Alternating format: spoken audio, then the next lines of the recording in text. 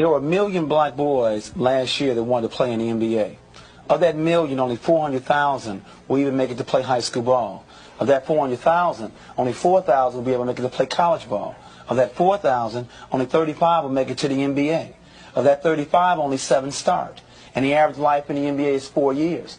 So the real problem is we have 1 million brothers looking for 7 full-time jobs the last 4 years.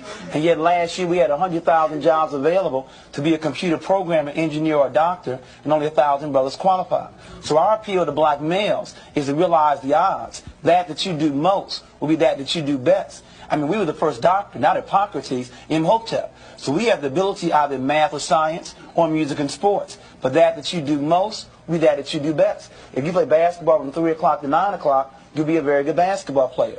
If you went home and went to the library, you'd be a very good scholar. We need more black male role models that will encourage our youth and